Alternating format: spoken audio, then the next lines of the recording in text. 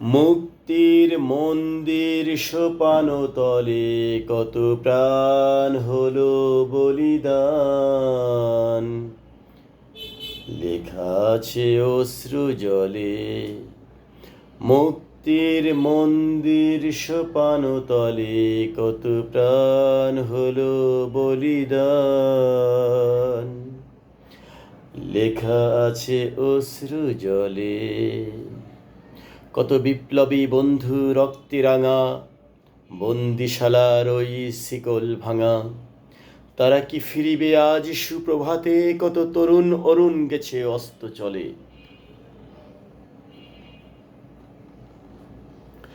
যারা স্বর্গগত তারা এখনো জানেন, স্বর্গের চেয়ে প্রিয় জন্মভূমি। এসে স্বদেশ ব্রতের মহাদীক্ষা লবি, সেই মৃত্যুঞ্জয়ীদের চরণ চুমি।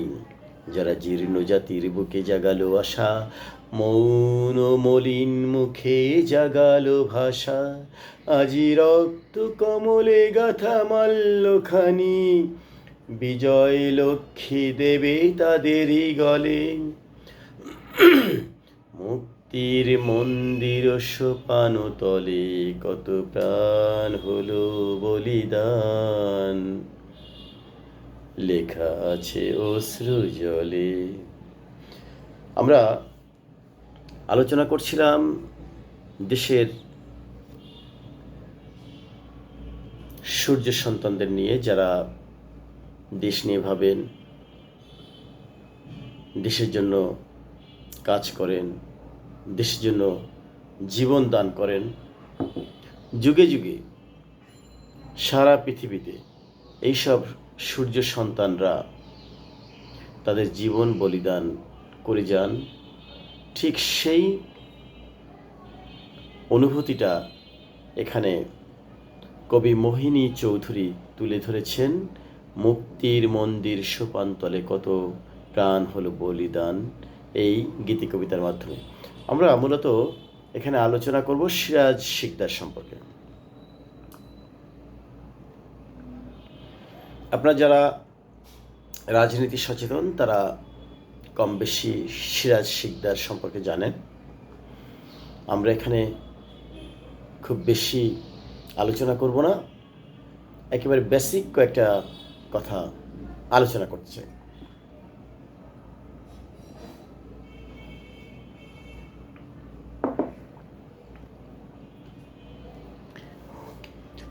সিরাজ শিকদার ছিলেন বাংলাদেশের একজন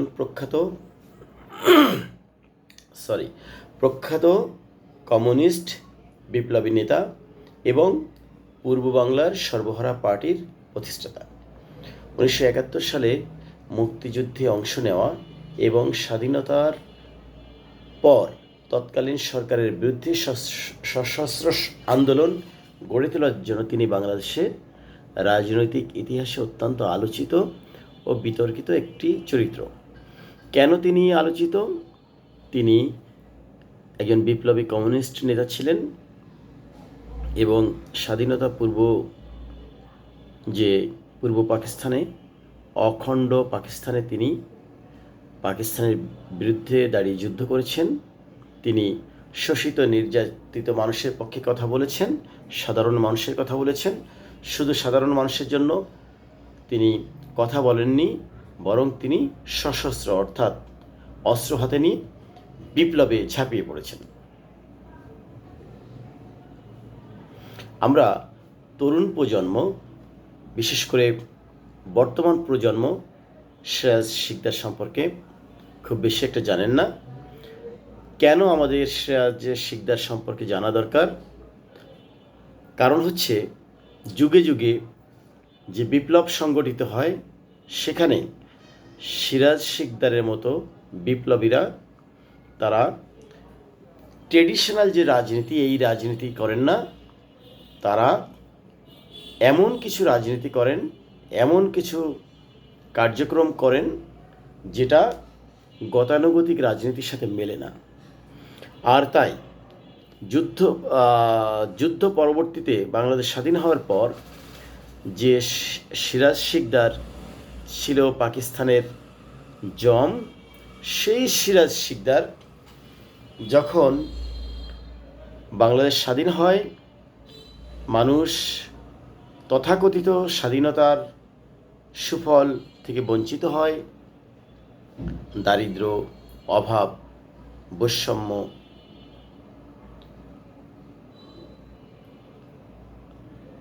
একনায়কতন্ত্র, তারপরে সমাজে যে বৈষম্য, তার বিরুদ্ধে সিরাজ শিকদার রুখে দাঁড়ান। তার ফলে কি দাঁড়ালো? তিনি যেটা করলেন তা হচ্ছে 1971 সালের 30শে এপ্রিল তিনি বরিশালের স্বরূপকাঠিতে পূর্ব বাংলা সশস্ত্র দেশপ্রেমিক বাহিনী গঠন করেন। 1971 সালের 3রা জুন মুক্তিযুদ্ধ চলাকালীন তিনি পূর্ব বাংলার সর্বহারা পার্টি প্রতিষ্ঠা করেন। স্বাধীনতা উত্তর রাজনীতি ও সশস্ত্র প্রতিরোধ। 1972 সালে বাংলাদেশ স্বাধীন হওয়ার পর সিরাজ শিকদার তৎকালীন শেখ মুজিবুর রহমান সরকারের কড়া সমালোচক হয়ে ওঠেন। এই স্বাধীনতাকে তিনি অসম্পূর্ণ এবং ভারতের আগ্রাসী শক্তি হিসেবে আখ্যায়িত করেন। তাহলে বুঝতে পারছেন যে সিরাজ শিকদার যখন বাংলাদেশ স্বাধীন হলো, তিনি মুক্তিযুদ্ধের যে পক্ষের শক্তি অর্থাৎ শেখ মুজিবুর রহমানের বিপরীতে দাঁড়িয়ে গেলেন বা প্রতিপক্ষ হয়ে উঠলেন। তার ফলে কি হলো? গ্রেপ্তার এবং বিতর্কিত হত্যাকাণ্ড। কিন্তু তার কার্যক্রমটা হচ্ছে তিনি 1973 সালের এপ্রিলে তিনি পূর্ব বাংলার জাতীয় মুক্তি ফ্রন্ট গঠন করে সরকারের বিরুদ্ধে সশস্ত্র যুদ্ধ ঘোষণা করেন। অর্থাৎ দেশের বিরুদ্ধে তিনি তৎকালীন যে সরকার তার বিরুদ্ধে সরাসরি যুদ্ধের ঘোষণা দেন। তার দল সর্বহারা পার্টি বিভিন্ন স্থানে থানা আক্রমণ, ব্যাংক লুট, সরকারি খাদ্য গুদাম লুট, রাজনৈতিক হত্যাকাণ্ডের মতো চরমপন্থী কার্যক্রম শুরু করে। আসলে এইগুলো সব কেন করা হচ্ছিল? সবই ওই সময়ের যে সরকার ছিল তাদের বিরুদ্ধে অবস্থান নেওয়া। এবং আপনারা জানেন খাদ্য গুদাম লুট কেন করা হচ্ছে? কারণ ওই সময় দেশে দুর্ভিক্ষ, তারপরে যত রকমের অব্যবস্থাপনা ছিল তার বিরুদ্ধে তিনি রুখে দাঁড়ান। মানুষ টাকা ব্যাংকে রাখে কখন? যখন তার কাছে টাকা থাকে। তো সিরাজ শিকদারদের মতো বিপ্লবীরা মনে করেন এই টাকা বড়লোকদের টাকা, এই টাকায় গরিবদের হিস্সা আছে, অতএব এই টাকা ব্যাংক থেকে লুট করো, দরিদ্র জনগণের কল্যাণে ব্যয় করো। আর যে কারণে রাষ্ট্রের বিরুদ্ধে দাঁড়িয়ে যখন যায় তখন রাষ্ট্রের শত্রুতে পরিণত হয়। তৎকালীন যিনি রাষ্ট্রপ্রধান তিনি সিরাজ শিকদারকে অবাঞ্ছিত ঘোষণা করেন এবং তাকে শত্রু গণ্য করে 1974 সালের 28শে ডিসেম্বর দেশে জরুরি অবস্থা জারির পর সিরাজ শিকদার আত্মগোপনে চলে যান।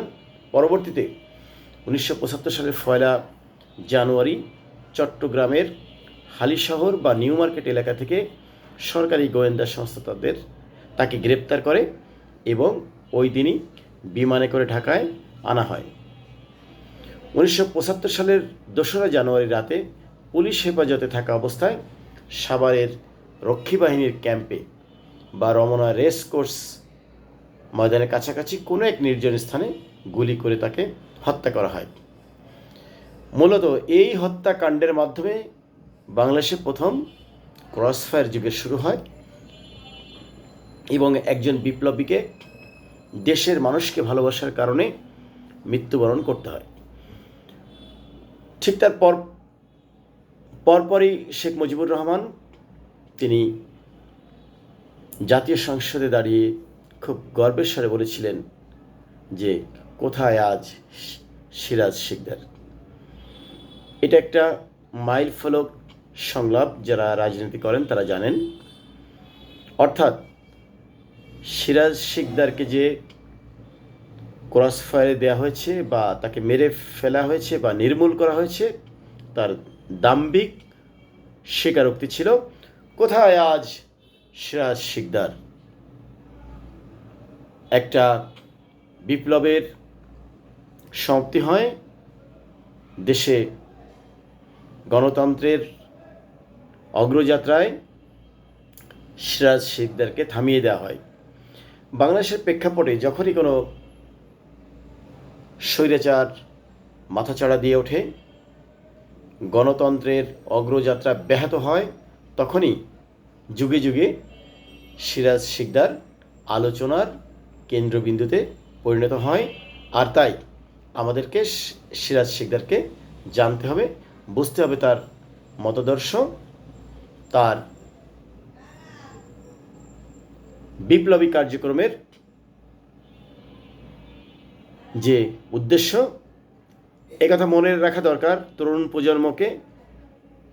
সিরাজ শিকদার একজন ইঞ্জিনিয়ার ছিলেন, তিনি যথেষ্ট মেধাবী, জ্ঞানী ও বিজ্ঞতা সম্পন্ন ব্যক্তিত্ব ছিলেন। ধন্যবাদ আপনাদেরকে।